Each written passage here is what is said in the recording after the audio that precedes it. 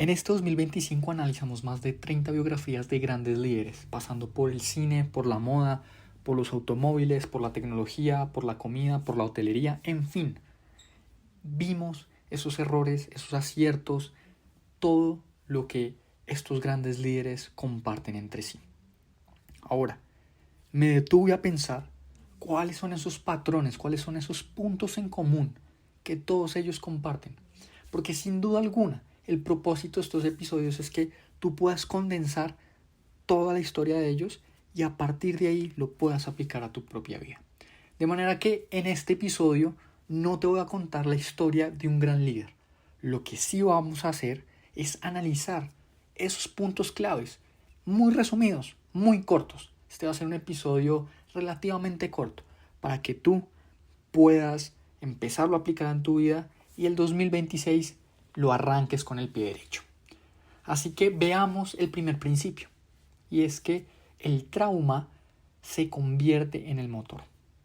Y esto ya lo vimos de verdad con muchos líderes. Veámoslo, por ejemplo, con Ole Christensen, el fundador de Lego. O veámoslo también con Richard Branson, que era disléxico. Al principio era disléxico. O lo podemos ver con el fundador de Rolex, para no irnos tan lejos también. Todos ellos comparten algo en común, y es que el trauma se convierte en su motor de vida. Recordemos que Estée Lauder, esta gran empresaria, todo empezó con ese trauma. Que esa señora a la que ella le preguntó por su blusa, que le parecía muy bonita, que dónde podía conseguirla, la señora le contestó: ¿de qué sirve si no vas a poder pagarla nunca? Esto fue el motor para que ella, básicamente, a partir de ahí dijera: esto nunca más me vuelve a pasar a mí. Y ese negocio de cremas caseras con el que ella había arrancado, con el que se había apasionado, básicamente fuera ese motor de: ok, nunca más en mi vida me va a pasar esto, voy a darlo todo por esta idea que tengo. Ahora, también podemos irlo también, de pronto no fue en su niñez, pero también en su vida. Y así fue como Larry Fink, el hombre más poderoso de las finanzas del mundo, recordemos que es el cofundador de BlackRock, el fondo de inversiones, o de activos más bien, para hacerlo correcto, más grande del mundo. Todo empezó cuando perdió $100 millones en su etapa, en su trabajo anterior, donde se supone que era el Golden Boy, se supone que era la siguiente promesa, y después perdió 100 millones y todo el mundo lo empezó a rechazar. Pero ¿cómo perdió estos 100 millones? Que esto es algo bastante importante, y es: no había gestionado el riesgo. Recordemos que el mundo de las inversiones es cómo nosotros gestionamos el riesgo. Y eso a él se le quedó tanto, después de haber perdido estos 100 millones, que lo primero que hizo cuando fundó BlackRock, diseñar un algoritmo que le permitiera ver el ambiente a nivel 360 grados y a partir de ahí poder tomar una decisión. Entonces, de verdad que eso primero, ese es el primer análisis, o el primer principio, o el primer elemento que comparten todos, y es ese tema en común. El trauma los convirtió en lo que fueron o lo que son hoy. Ahora, revisamos el segundo punto, y es obsesión por su oficio. Todos están obsesionados, literalmente, esa es la palabra, con lo que estaban haciendo. Y veamos un primer ejemplo. Enzo Ferrari estaba obsesionado con crear un motor, un automóvil que de verdad cumpliera los estándares de calidad para él. Recordemos que él no había podido ser aceptado en Fiat. Fiat, esta compañía que hace automóviles italiana, no había podido entrar en esta compañía, así que él dijo: ok, entonces yo voy y me enfrasco, hago mi propia compañía donde literalmente voy a crear el mejor carro posible. Y todo esto bajo la obsesión de nuevo de que la calidad no se negociara. Ahora veámoslo con otro ejemplo. Y es Amancio Ortega. Recordemos que Amancio Ortega es el fundador del grupo Inditex, es decir, Zara, Bershka, Stradivarius. Y él tenía una obsesión y era, en su niñez él había trabajado como persona que ayudaba a vender la ropa en diferentes puestos y se daba cuenta que las empresas que hacían ropa, las compañías, los negocios, no entendían bien a su cliente. De manera que él se obsesionó tremendamente por poder tener y entender a su cliente lo mejor posible y lo más rápido posible. Y ahí es donde nace este concepto de fast fashion, donde básicamente en vez de sacar una colección cada temporada, cada temporada, invierno, verano, primavera, otoño, él lo que hacía era básicamente ir a las tiendas, ver lo que se estaba poniendo la gente y a partir de ahí diseñar esas piezas. Entonces tenían una obsesión profunda por su oficio. Y esto me lleva al siguiente punto, y es una ética de trabajo impecable. Todas estas personas tenían una ética de trabajo increíble. Esto, por supuesto, tiene sus consecuencias y no quisiera llamarlos sacrificios, que es algo que Tony Nadal, también lo vimos aquí en lecciones de CEOs. Tony Nadal, el entrenador o el exentrenador, el tío de Rafael Nadal, decía que no existen sacrificios. Cuando uno está haciendo lo que quiere hacer, lo que eligió hacer, no existen los sacrificios. Existen unas consecuencias por haber tomado esa decisión, pero no un sacrificio. Y es justamente lo que Michael Jordan y Kobe Bryant representan, una ética de trabajo impecable. Kobe Bryant, recordemos, también lo vimos en lecciones de CEOs, básicamente el hombre tenía una rutina. A las 4 de la mañana ya estaba entrenando, ya estaba sudando. Cuando sus compañeros apenas estaban levantando, el hombre ya había terminado su primer sprint o su primera etapa de entrenamiento del día.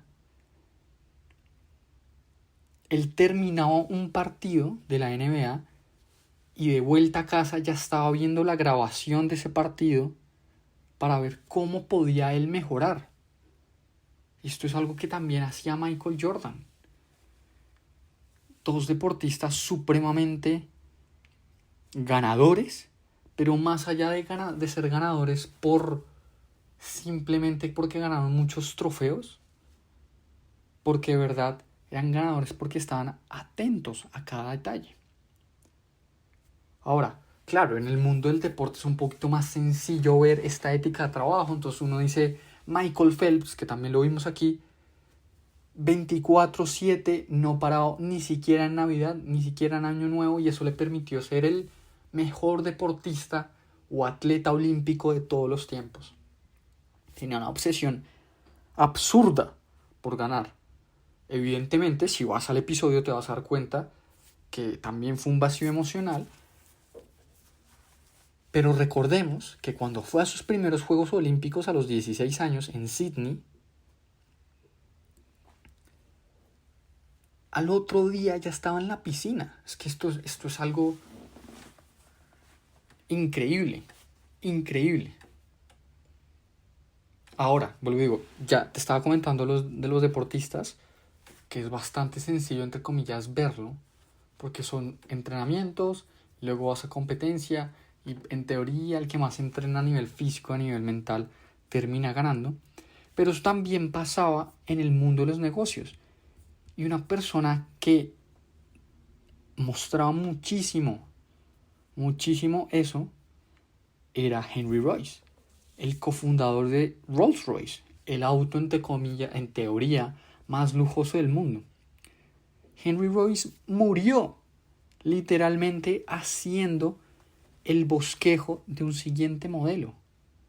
Se lo entregó al enfermero, la enfermera fue, se lo entregó a la oficina, a sus diseñadores, y al siguiente día murió. Literalmente. Trabajó todos los días, tenía una ética de trabajo increíble. Y bueno, ¿y qué decir? Esta sección no se podría hablar de una ética de trabajo impecable sin mencionar a Jiro Ono. Jiro Ono, para aquellos que no lo conocen, es un sushero, hace sushi en Tokio, en Japón, hoy, a sus 100 años todavía. Pero esta persona odiaba tener vacaciones. ¿Qué tal ese nivel de compromiso? Y aquí no estoy romantizando esto ni mucho menos, para nada. Ya hemos visto que descansar, sin duda alguna, también es muy productivo. Te permite tener nuevas ideas, te permite despejar la mente, te permite resetear.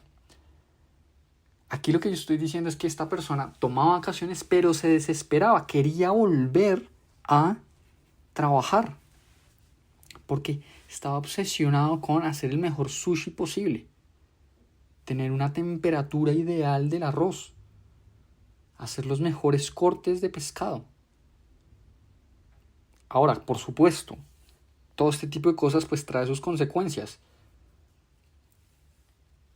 Hubo un momento donde sus propios hijos, cuando eran más pequeños, ni lo reconocían, porque el hombre iba a su casa literalmente a dormir y ya, no iba a nada más.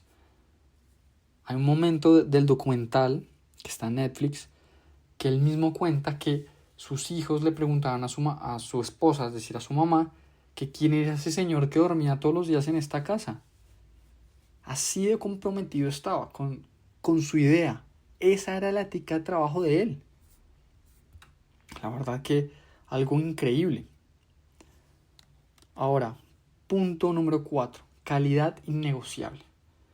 Y para hablar de calidad innegociable, sin duda alguna, el mayor referente es Ferrari, ¿no? Enzo Ferrari. Con sus motores. Y él tenía una frase bien interesante que probablemente hoy en día la escudería Ferrari debería tener un poquito más en cuenta, y es: cuando hablamos de aerodinámica es porque el motor es terrible. Él se enfocaba en que el motor fuera el mejor motor posible, que sus carros, su escudería Ferrari fuera la mejor, porque al final los autos deportivos que él vendía era lo que le daba gasolina para poder pues hacer o vivir de esa pasión que él tenía, que era hacer carros rápidos. Ahora bien, también podemos ver cómo calidad innegociable se ve en James Cameron o en Michel Ferrero. Michel Ferrero, recordemos, tiene el imperio de chocolates a nivel mundial. Y Michel era tan detallista que él quería saber a qué altitud se había cultivado el limón que utilizaban. Esa misma calidad era la que le permitía entregar chocolates de primera calidad. Esa obsesión por el detalle,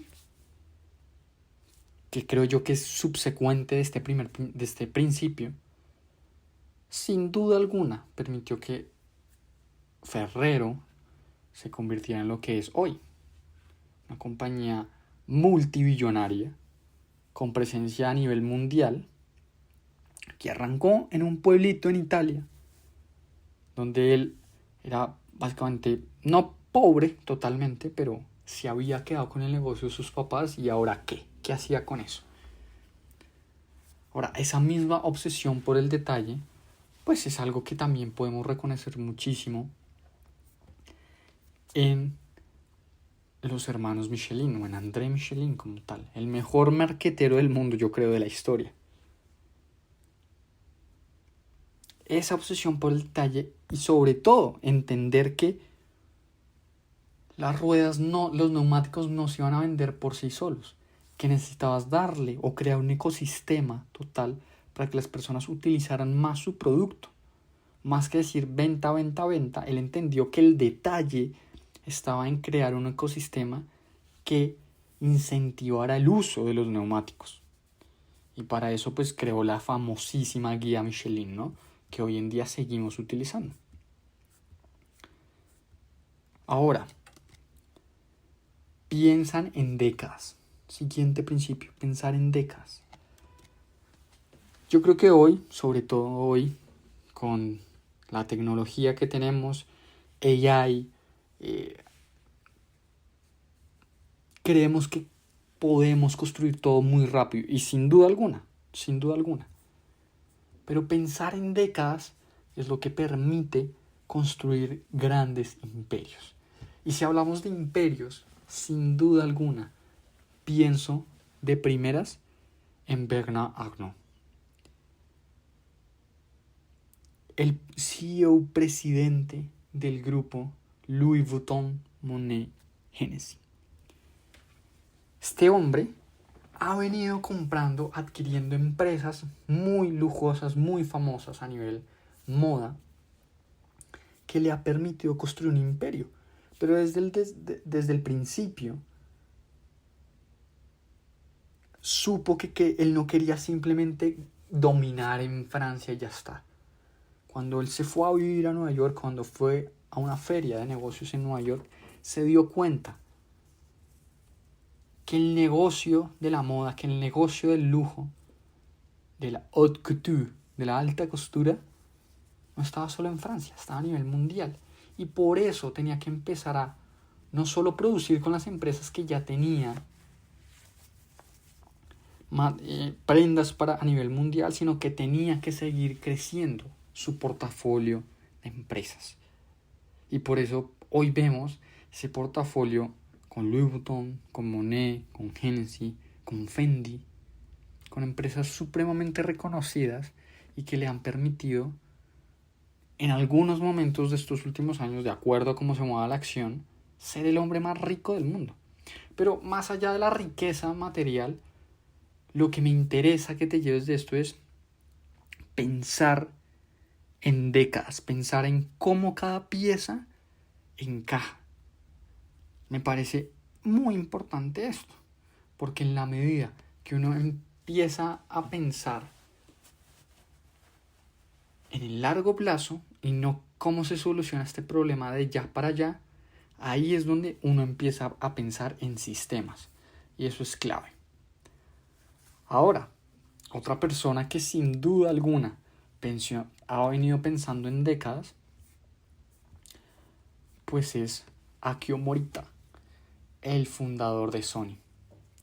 Ese gigante global que entendió que el mundo no le iba a comprar su producto por las características, por tener mejor procesador, por tener el mejor microchip. No, él entendió que la única manera de que su empresa prosperara, que Japón prosperara, porque él no estaba pensando en que Sony prosperara y ya, sino que Japón, su país, fuera reconocido a nivel mundial por crear productos de calidad, era pensando en el largo plazo, pensando en productos que realmente impactaran, que agregaran valor.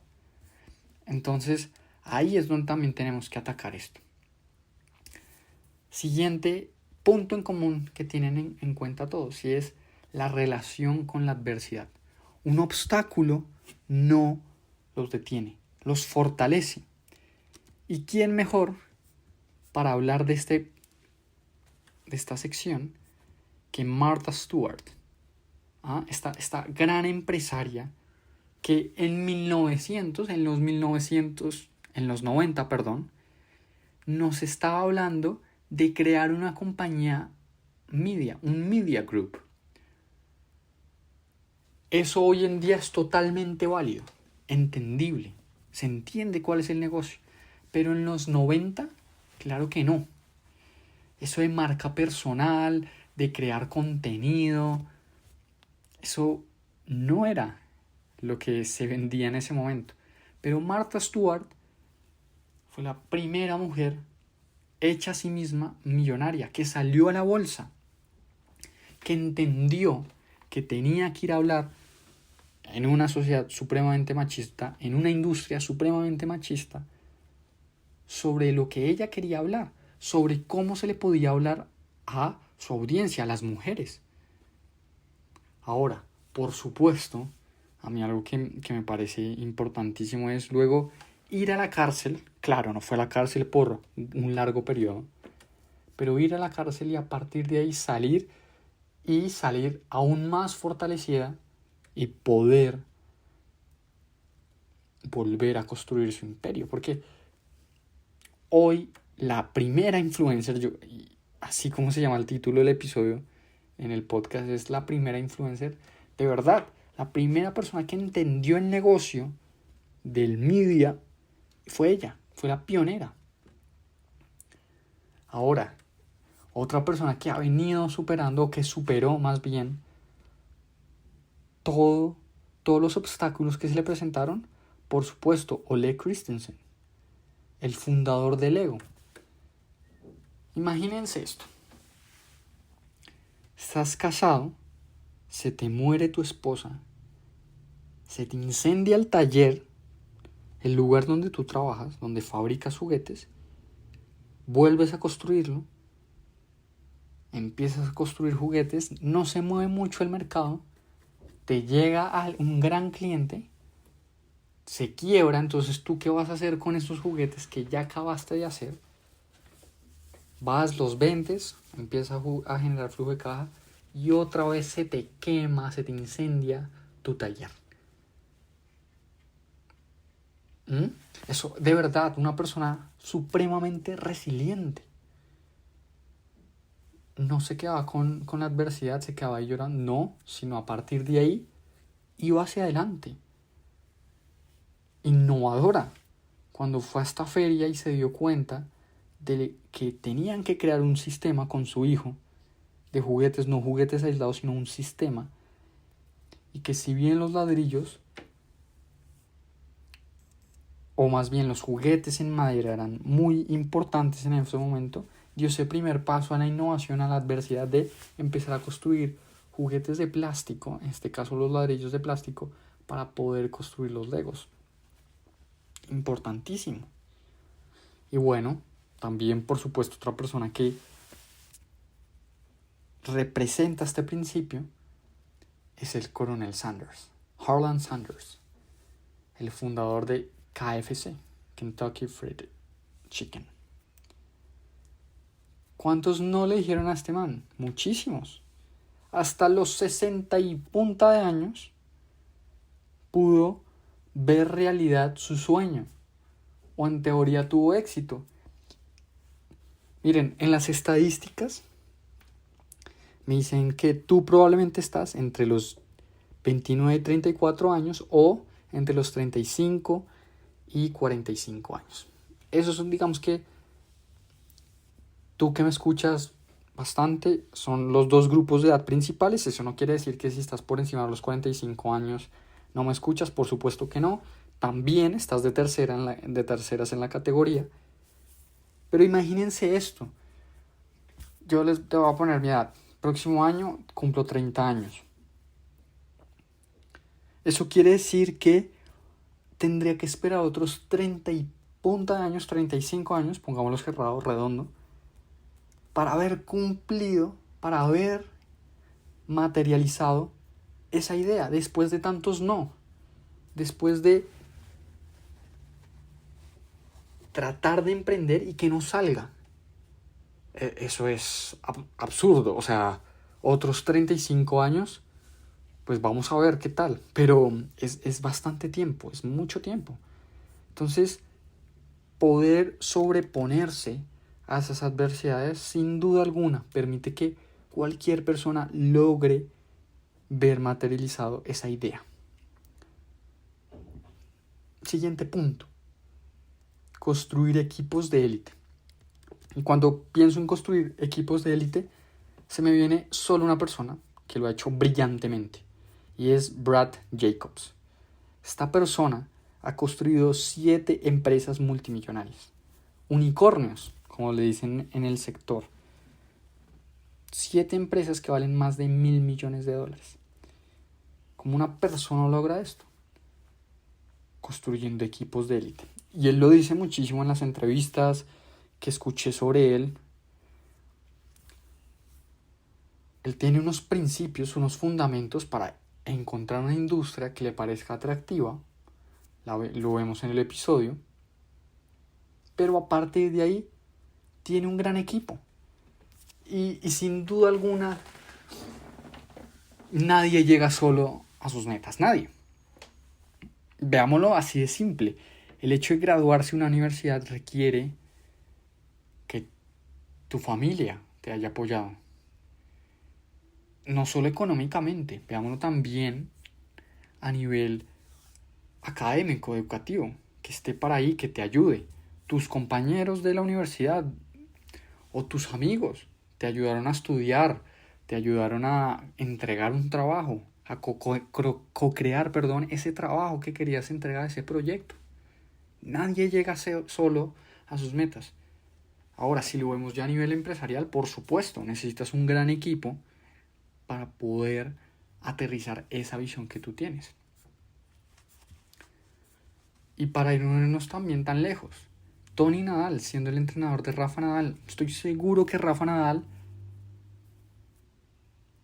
no sería tan grande sin su tío Tony. Sería muy grande, es una persona supremamente espectacular. Admiro de verdad muchísimo a Rafa Nadal. Pero parte de su éxito, y él lo ha dicho abiertamente en sus entrevistas, en el homenaje que le hicieron en Roland Garros,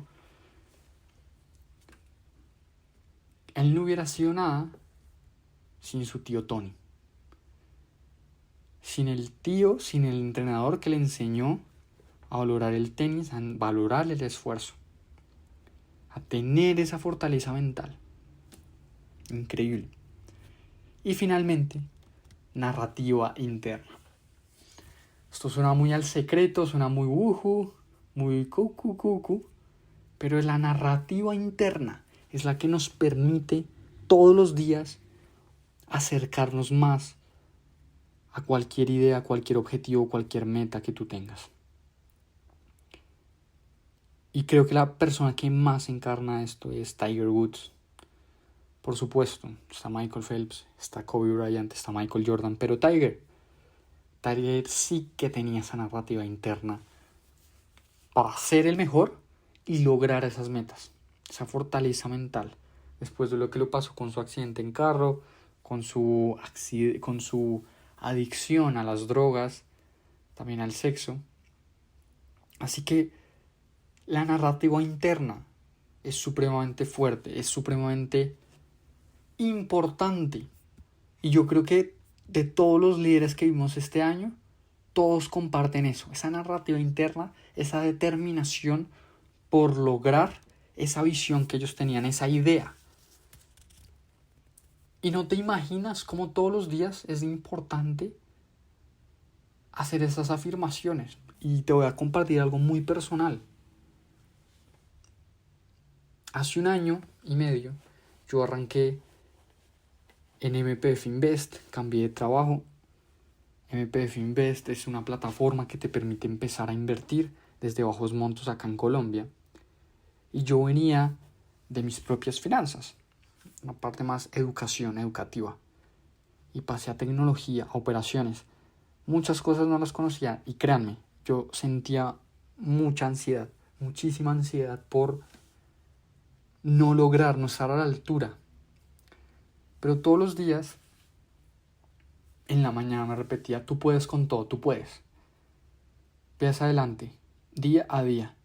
Y de verdad que esas frases en la mañana me calmaban esa ansiedad y me permitían tener ese boost de confianza a arrancar el día y poder performar muy bien.